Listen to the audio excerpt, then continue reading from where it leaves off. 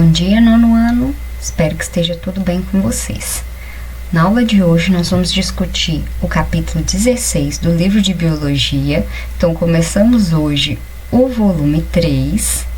Rir para não chorar, né, pessoal? Mas vai dar tudo certo.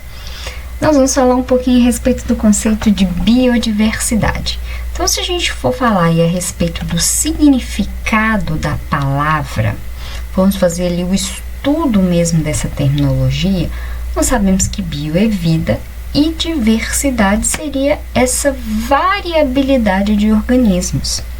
Então, segundo a Convenção sobre Diversidade Biológica, biodiversidade ela significa variabilidade de organismos vivos de todas as origens, compreendendo, dentre outros, os ecossistemas terrestres, marinhos e outros ecossistemas aquáticos e os complexos ecológicos que fazem parte, compreendendo ainda a diversidade dentro de espécies, entre espécies e de ecossistemas. Ou seja, a biodiversidade é a diversidade de toda forma de vida que existe no planeta. Então, a gente sabe aí que seria toda essa diversidade das espécies e também temos que considerar essa diversidade que acontece nos diferentes ecossistemas. Bom, então tem alguns conceitos aqui que a gente vai discutir um pouquinho a respeito quando a gente fala, quando a gente vai discutir a respeito da temática aí de biodiversidade. Então, nós sabemos que essa diversidade de seres vivos, ela está em todos os lugares, mas nós não podemos esquecer que há uma grande variedade de espécies entre os ecossistemas. Então, algumas espécies que são encontradas, por exemplo, no Pantanal, elas não são encontradas na Mata Atlântica, elas não são encontradas na tundra, não são encontradas nos desertos. Então, cada tipo de ecossistema, ele tem a sua própria biodiversidade. Os fatores abióticos, que são, aqui, né, gente, faltou um A, tá? Desculpem, aqui, ó, os fatores abióticos, né? Porque os fatores bióticos são os fatores que têm vida. Então, os fatores abióticos são aqueles que têm luminosidade, que têm temperatura, água. São esses fatores abióticos, ou seja, o ambiente, que vai determinar a quantidade e o tipo de espécies que vai compor ali aquela biota daquele ambiente. Então, a biota que é natural, que é específica de uma determinada região, que é nativa dali, a gente chama de espécie nativa, como o próprio nome já diz, né? É aquela espécie que eu só encontro naquela região específica. Quando, por exemplo, eu pego essa espécie nativa, ou seja, aquela espécie que não habita aquele local natural, vou introduzir essa espécie em um outro lugar, essa espécie passa a ser chamada de espécie exótica. Quando essa espécie exótica, ela adquire essa capacidade de se reproduzir, começa a aumentar em descendentes rapidamente, ela começa a não ter predadores, começa a ameaçar as outras espécies que vivem ali, a gente já passa a denominá-la como espécie invasora. Então, a espécie exótica, que pode ter chegado àquele ambiente pela ação do homem, com objetivo, ou seja, intencional ou não, ela pode se tornar uma espécie invasora. Isso vai depender das condições que aquele ambiente oferece para que aquela espécie se reproduza e consiga dispersar os seus descendentes. Agora, quando aquela determinada espécie ela é restrita a uma região, eu só encontro num determinado ecossistema, a gente chama de espécie endêmica. Nós temos no nosso país ali, como nós somos os detentores de uma das maiores biodiversidades do planeta, nós temos algumas espécies endêmicas. O livro até traz para vocês aí o mico-leão dourado, que é uma espécie típica da Mata Atlântica. Ele não é encontrado mais em nenhuma outra região.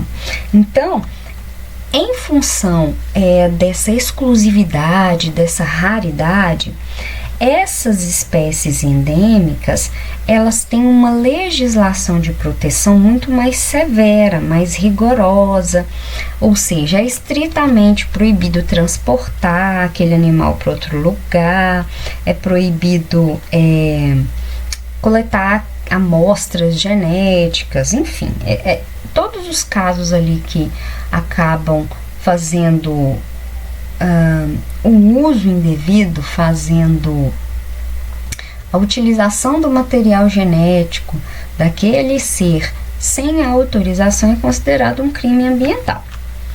Porém, né, gente, isso não impede que aconteça o que a gente chama de biopirataria. O que é a biopirataria? A biopirataria é quando ocorre ali o roubo de exemplares, seja da fauna ou da flora, de uma determinada região do país para outro país.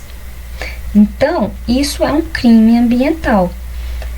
Isso acontece muito através da coleta de material genético. Então, eles acabam roubando amostras de material genético, ou mesmo espécies de plantas, espécies de animais, levando e traficando para outras regiões aí do país. Nosso país, a gente tem assim, coisa, e o livro fala que nós temos aí cerca de um movimento financeiro de 10 bilhões de dólares por tráfico de animais. E o Relatório Nacional do Tráfico de Animais Silvestres, ele indica que 38 milhões de espécies, elas são retiradas por ano do nosso país, com o intuito aí de serem sacrificadas por colecionadores através do tráfico. Então, a gente tem uma perda muito significativa de biodiversidade anualmente.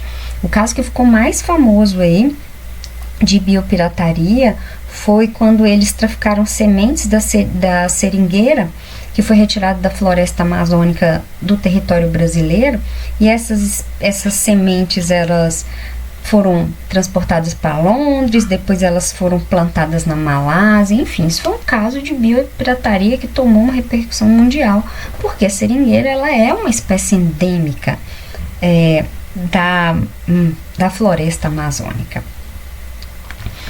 A gente sabe que essa biodiversidade, ela só aconteceu graças ao processo de evolução.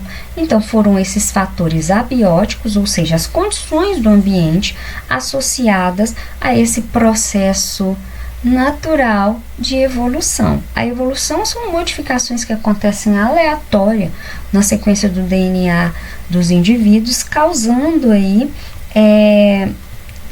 processos de especiação. Especiação, gente, é quando há geração de novas espécies. Então, ocorrem alterações na sequência do DNA desses indivíduos e surgem a partir daí uma nova espécie. Nós sabemos também que essa evolução, ela pode sim gerar novas espécies, mas ela também pode causar a extinção das espécies que já existem. Então, a biodiversidade, ela leva uma variedade dos indivíduos que vivem atualmente, que são encontradas das espécies que existem hoje, e daquelas espécies que existiram também no passado. Então, essas espécies extintas, ou seja, aquelas espécies que não podem ser mais vistas na natureza, nem em cativeiro, tá? São espécies que não são encontrados mais exemplares mesmo. Elas podem deixar de existir pela ação antrópica, ou seja, pela ação do homem, pela nossa influência no ambiente, ou também pelo processo de evolução. O Brasil, a gente apresenta aí cerca de 20% de todas as espécies conhecidas do planeta. Então, por isso que nós somos um dos maiores países com biodiversidade do planeta. Esse número, né, gente, a gente tem que lembrar que ele já foi muito maior, e a ação humana, ela impactou diretamente na perda dessa biodiversidade. Ou seja, a destruição dos habitats, o desequilíbrio ecológico, eles têm impactado diretamente na sobrevivência de diversas espécies.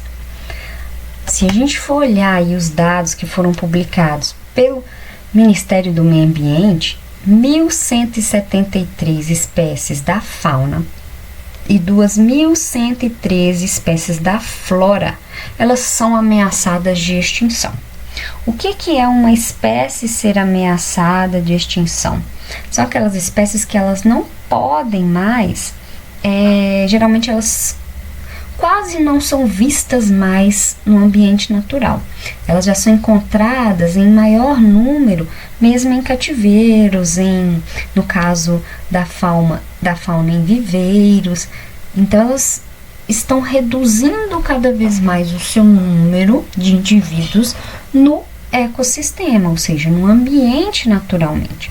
No livro de vocês, tem um gráfico na página 293 que ele mostra pra gente o número de espécies da fauna e a categoria ameaçada de cada grupo taxonômico. Então a gente observa aí peixes, aves, os animais invertebrados, os mamíferos, os répteis, os anfíbios. Então mostra aí aqueles organismos que estão em vulnerabilidade, os que estão em perigo e aqueles que estão criticamente em perigo. Então nós podemos ver que em todos os grupos de animais há um número muito significativo de espécies ameaçadas de extinção. Mas ainda bem que nem tudo é tão horrível assim, né? Que existem algumas publicações que mostram que a partir de políticas públicas de preservação do meio ambiente, algumas espécies elas deixaram de fazer parte da lista nacional de espécies da fauna brasileira ameaçadas de extinção.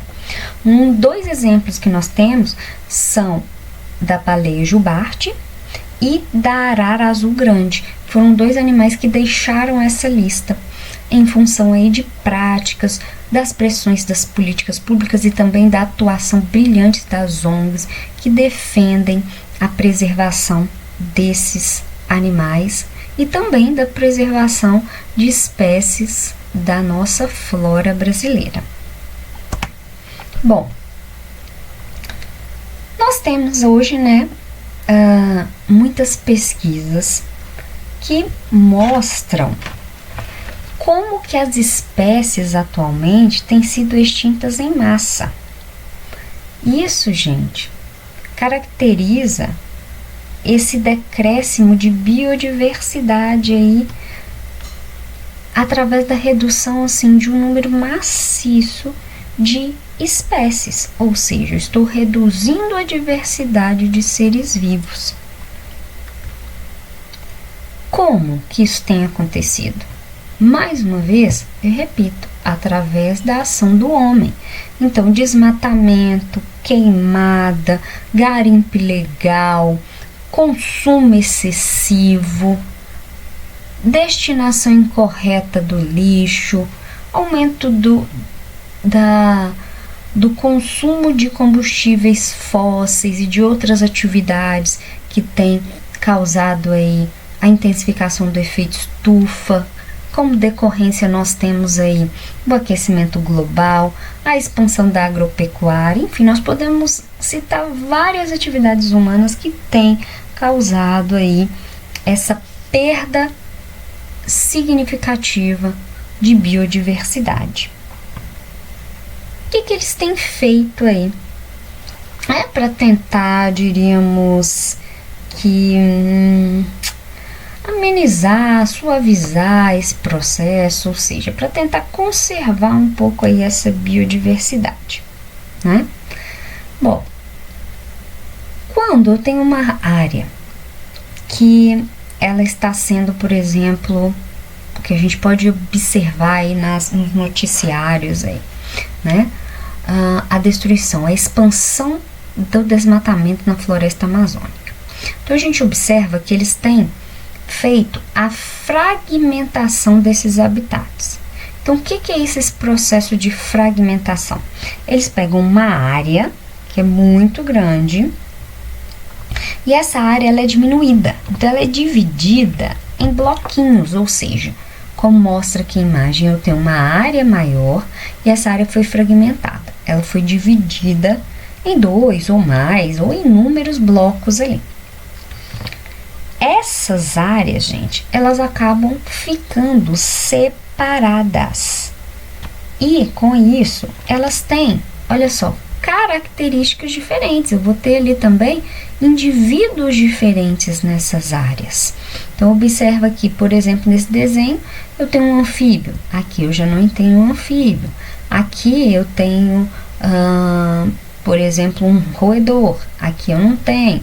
Aqui eu tenho uma espécie de pássaro. Aqui eu já tenho uma espécie de réptil. Então, ou seja, eu tenho uma variação aqui nesse indivíduo. Então, eu tenho áreas com características diferentes daquela área que era original. Então, aqui a gente observa que, por exemplo, essa espécie aqui, que pela imagem parece ser um mamífero, ela não aparece em nenhuma das outras regiões. Provavelmente, esse aqui, ele já foi extinto. Então, quando há essa separação, essa fragmentação pela perda da cobertura vegetal natural, ou seja, pela derrubada das florestas, essa área aqui, ó, ao meio, ou essa área em volta, ela acaba gerando ali uma desertificação, ou seja, um solo que vai ser empobrecido.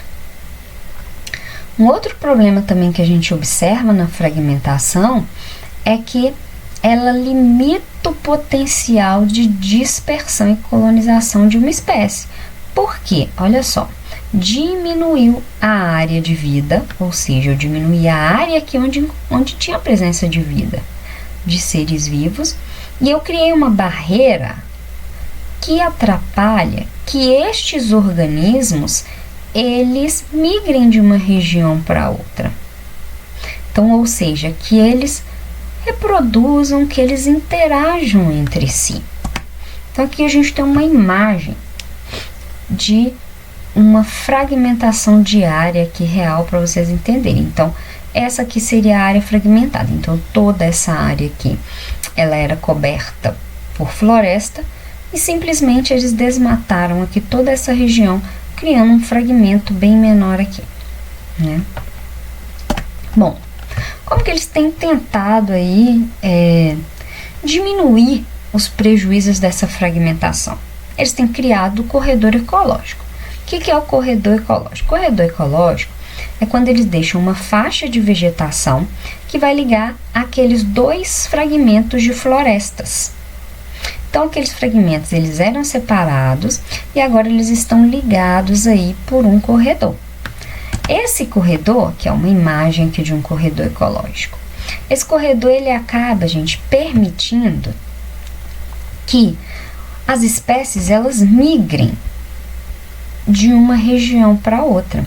E com isso, permite que, por exemplo, organismos dessa espécie se reproduzam dessa região, se reproduzam com organismos desta outra região aqui, permitindo que a gente chama de fluxo gênico, ou seja, eu vou migrar genes entre essas populações. Então, eu vou permitir que esses indivíduos, eles se reproduzam entre si. Consequentemente, eu vou aumentar a conservação da biodiversidade. Mas isso é ideal? É claro que não, né, gente?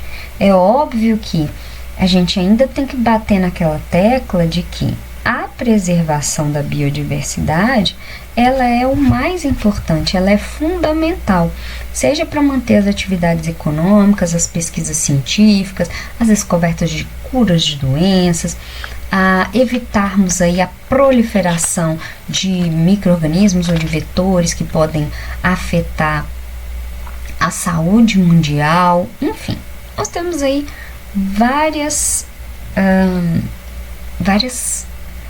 causas, né, que nós podemos defender aí para preservação dessas espécies, né? Nós precisamos tirar um pouquinho ali o homem como centro do ecossistema, né? porque a preservação desse habitat ela é importante não somente para nós, mas para a manutenção do equilíbrio do planeta. Bom, existem regiões do planeta que têm uma biodiversidade muito maior. Ali eu tenho um grande número de espécies que são endêmicas. Ao mesmo tempo, essas espécies que são endêmicas, elas estão ameaçadas de destruição, que são os hotspots. Os hotspots, eles são regiões aqui, ó, que estão marcadinhas em vermelho, aqui se você observar no mapa, que são lugares aí onde são mais ricos em biodiversidade da Terra. Então, eles têm um número muito elevado de espécies que são endêmicas, ou seja, não são encontradas em nenhum outro lugar, só que são regiões que estão sofrendo extremas ameaças. Acredita-se que estas regiões, elas já perderam aí de 30% a 40% da sua vegetação original.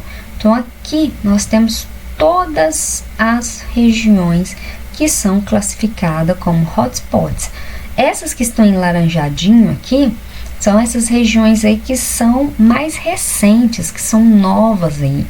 Nós temos, por exemplo, aí o Himalaia, o Cabo da África, o Japão, as florestas de pinho e carvalho da Serra de Madre, as montanhas da Ásia Central e creio eu que muito recentemente aí, né, que não vai demorar muito, a gente vai ter outras áreas aqui brasileiras inseridas, né? Nós podemos aí já começarmos a pensar aí no Pantanal, que tem perdido cada vez mais a sua biodiversidade, não é, pessoal? Floresta amazônica, enfim. Nós temos várias regiões, né? Aqui a gente já tem a Mata Atlântica que está aqui, nós temos o Cerrado também, que já está aqui.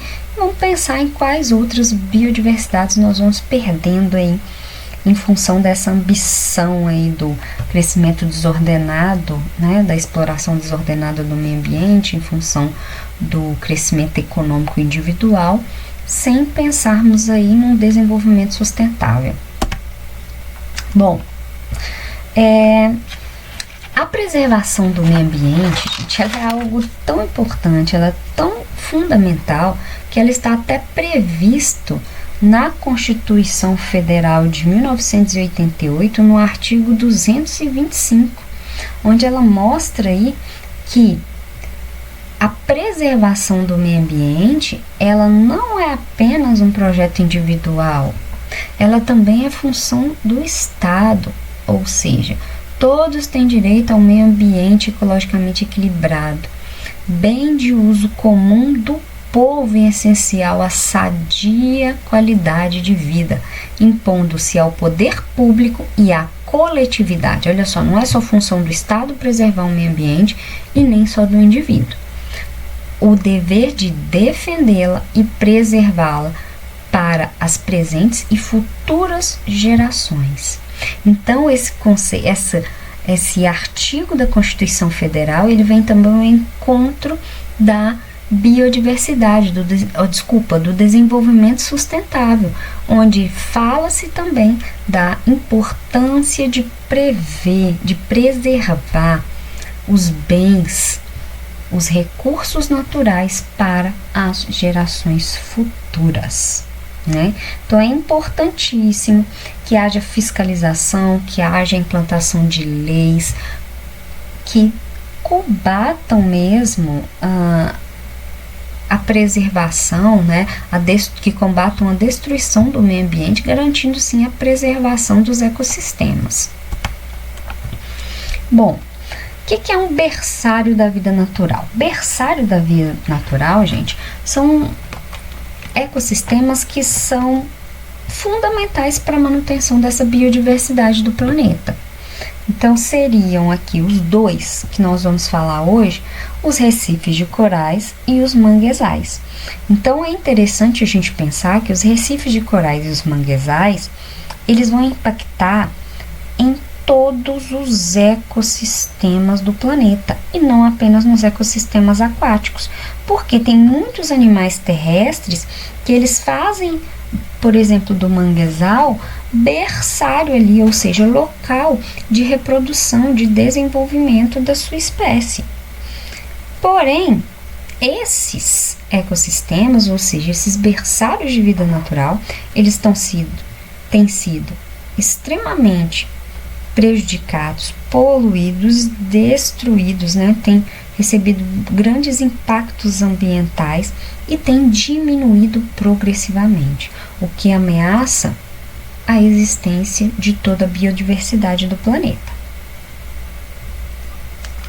Os recifes de corais, como vocês podem ver aí na imagem, eles são ecossistemas muito coloridos, eles têm formatos muito diferentes e eles são compostos por uma associação entre cnidários e um tipo de alga unicelular que é as zooxantelas. Então, esses dois organismos, eles vivem em associação, onde as algas unicelulares, elas fornecem alimentos para os cnidários e os cnidários, eles servem de abrigo, de proteção para essas algas. Esses organismos em conjunto, essa associação, ela formam os recifes de corais. Os recifes de corais, eles surgem ali em regiões onde as águas são limpas, são rasas, são clarinhas e são mais quentes. Por isso que a gente encontra nas regiões ali costeiras dos trópicos, né, das regiões tropicais. Importante também que haja a luminosidade, tá, gente? Que a luz consiga penetrar, por isso que elas desenvolvem em regiões mais rasas, porque essas algas, elas precisam de receber luz para a realização da fotossíntese, já que elas são organismos autotróficos. Além disso, por que os recifes de corais são considerados berçário da vida marinha? Porque, como ele tem essas formas aqui diferentes, a maneira em que eles se organizam, muitos organismos utilizam essas estruturas como moradia, utilizam para colocar os seus ovos, utilizam para se esconder de seus predadores. E esse tipo de ecossistema, apesar de ocupar um território muito pequenininho, né, ele tem cerca de 25% de toda a biodiversidade marinha. Então, mesmo sendo um local pequeno, ele tem uma biodiversidade significativa para a manutenção da vida do planeta. Além disso, né, a gente não pode esquecer que esses lugares, eles acabam atraindo aí ecoturismo, né? As pessoas fazem mergulho para poder visualizar, para se deslumbrar com a beleza, com o magnífico, né, da vida marinha. Tem também regiões que são de pesca, né, apesar que não pode ser aquela pesca predatória, são alguns tipos de pescas que são autorizados. Mas poluição, aquecimento global tem afetado diretamente esse ecossistema. Então, a acidificação dos oceanos, a elevação da temperatura do planeta tem causado um fenômeno chamado de branqueamento dos corais. O branqueamento dos corais, ele é causado quando esses corais, eles se tornam transparentes, porque as algas zooxantelas, elas saem desse cnidário. Então, cessa essa associação entre alga unicelular e cnidário, então causando a perda desse pigmento. Com isso, gente, é considerado, ou seja, que esse recife de corais, ele morreu, então essa região fica assim morta. 2019, ele detectou ali, pesquisas científicas detectaram um evento de branqueamento de coral, assim, em massa, tá? Ou seja, mostra que o aquecimento global e a poluição dos oceanos tem ameaçado a vida marinha e a biodiversidade do planeta. Um outro berçário natural são os manguezais. Os manguezais, eles ficam nas regiões litorâneas, onde há o encontro ali da água oceânica e da água de um rio. Então, a vegetação, ela cresce nesse tipo de solo aqui, que é um solo lodoso e que tem essa água salubre. Então, são vegetações muito resistentes. O solo também, ele é pobre em gás oxigênio, porque aqui tem uma intensa decomposição de matéria orgânica, né, decorrente ali da grande presença de bactérias que fazem a decomposição dessa matéria orgânica que se acumula aqui, que vem sendo trazida pela água e se acumula. Por isso que, como tem baixa quantidade de oxigênio, as plantas elas têm como característica essas raízes respiratórias, que são raízes que se projetam para fora desse solo para poder captar esse oxigênio. Outra característica também são essas raízes de escora, que olha, que a gente observa que parece estar escorando mesmo bonitinho. Aqui é a raiz respiratória, essas pontinhas para cima. Aqui é a raiz de escora, que como esse solo é lodoso, ele não tem estabilidade nenhuma, ele permite ali a fixação das plantas nesse tipo aqui característico de solo.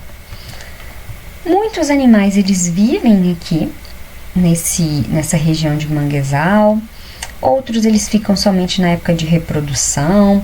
Outros vão ali para poder se alimentar. Essa região ali, ela é muito rica em nutrientes, por isso que atrai ali uma diversidade de seres vivos e tem uma cadeia alimentar ali com muita diversidade, o que mostra a importância da preservação desses ecossistemas. Entretanto, a cada ano essa região tem sido cada vez mais degradada pela expansão aí das cidades, né? Porque essas regiões têm sido soterradas, ou tem recebido aí derramamento de esgoto, acúmulo de lixo, que é uma área preservada, mas se a gente procurar na internet outras áreas ali de manguezais, vai ver o absurdo que tem sido encontrado ali, né? Como a gente tem esse acúmulo de esgoto, acúmulo de lixo, aumenta ainda mais a quantidade de matéria orgânica. Se aumenta ainda mais a quantidade de matéria orgânica, há um aumento da decomposição bacteriana. Com isso, a liberação daqueles gases fétidos decorrentes da decomposição, eles aumentam ainda mais. E isso faz com que essa região ela passe um aspecto de que está poluída. Já então, ou seja, não desperta nas pessoas aquela conscientização, aquela necessidade de preservar essas áreas, né? Entretanto, isso é um grande erro. Quem já foi a um manguezal viu que ele não tem um cheirinho muito agradável, não. Mas a gente não pode esquecer que ele tem uma biodiversidade muito grande, que ele acaba sendo o berçário aí da vida natural, assim como os recifes de corais. Bom, pessoal, falamos um pouquinho a respeito do capítulo 16. Não deixem de ler, de marcar alguns termos que vocês julguem importante, tá? E de fazer as atividades que foram propostas.